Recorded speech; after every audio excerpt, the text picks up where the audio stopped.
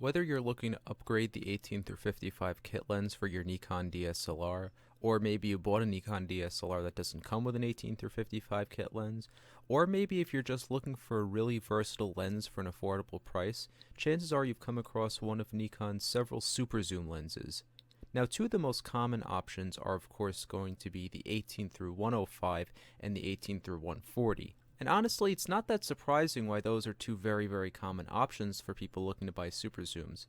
On one hand, they could both still be purchased new, which is really convenient, making them very accessible for a lot of people, but on the other hand, if you're looking to buy them used, you can get them for a tremendously affordable price. But the thing is, they're not the only options. So today we're going to discuss the older version, the 18 through 135. Now let me tell you, this lens is forgotten. I seriously almost never see this lens mentioned in any capacity. I didn't even know it existed till I happened to see it on a list of every single Nikon DSLR lens. And as I was researching this lens, I noticed that you could find them very cheaply. You could easily find one used, in good condition with the lens hood and everything, for only about $100. Not only is that way cheaper than the other two lenses at their new price, but it's even cheaper than some of them at their used price. So that begs the question, is this an awesome hidden gem waiting to be discovered? Or is there a reason that time forgot it? Now to start off, let's take a look at the build quality of this lens. And honestly, it's surprisingly good for a $100 lens. Now here's the thing, I've definitely used $100 lenses that have better build quality, but the thing is, most of those are going to be lenses that were once professional, prosumer, mid-grade lenses, or whatever, that have since depreciated over time. But the thing is, this lens was designed from the beginning to be a cheaper, more low-end option. So the fact that it's built surprisingly well is actually very impressive.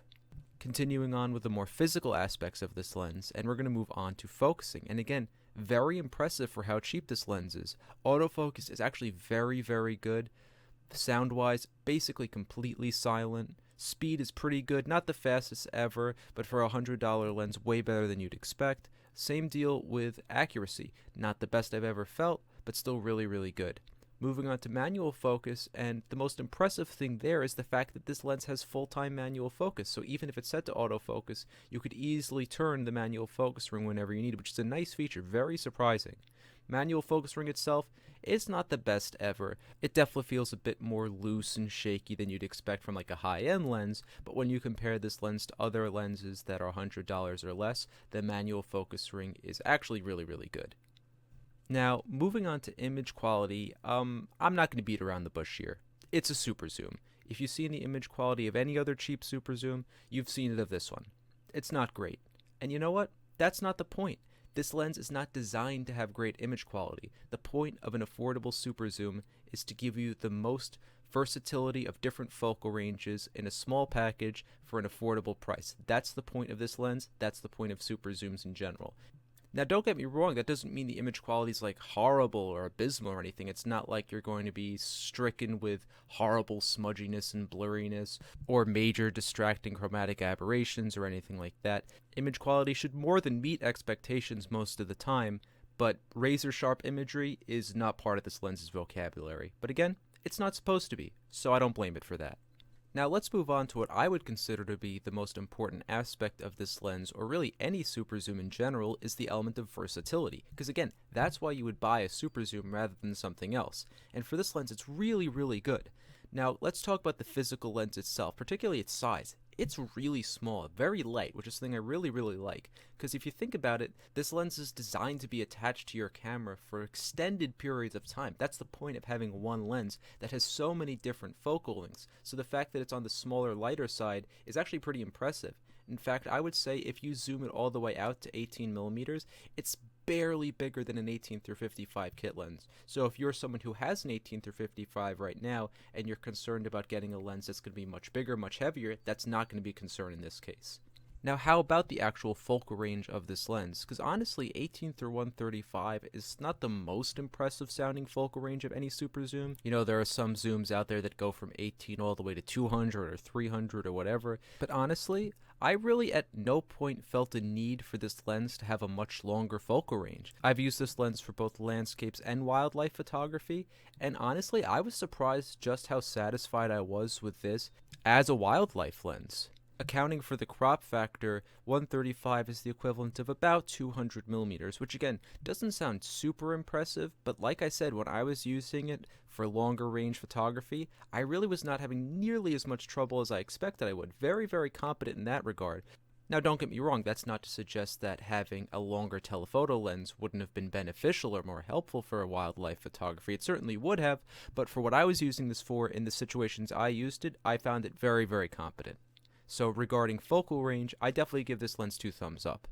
So with all this in mind, is the 18-135 a forgotten lens that's worth revisiting, or should you just move on to one of the newer options?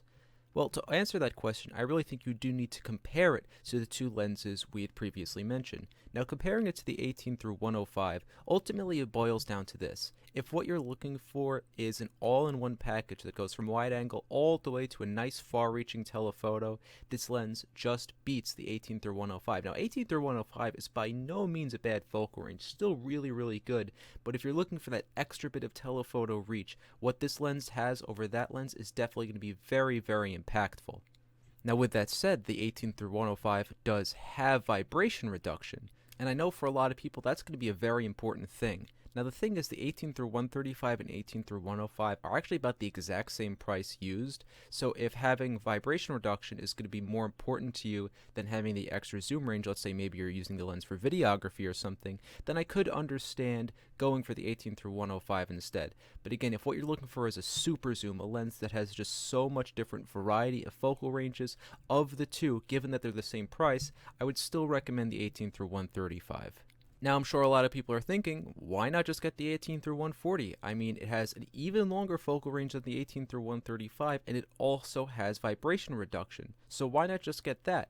Well, there's two main reasons. First of all, the idea that it actually has a longer focal range, I don't think anyone honestly believes that having 5 extra millimeters of telephoto zoom really makes a difference. I don't think anyone's under that impression. But more importantly, you have to take a look at the price. The thing is, the 18-140 goes for about $180 to $200. So in other words, you'd basically be doubling the price just to get vibration reduction, which for me personally, I can't justify that. Don't get me wrong, image stabilization on a lens could definitely be helpful, but I could not honestly justify doubling the price of my lens just to get vibration reduction. So with all that in mind, if what you're looking for is an affordable, decent super zoom that you could just leave on your camera and rarely ever feel any need to take off, why not get the 18-135? Although, if you do really, really need vibration reduction, you really need an image stabilized lens, for whatever reason, maybe you're doing videography, whatever, then I could totally understand going for the 18-105 instead.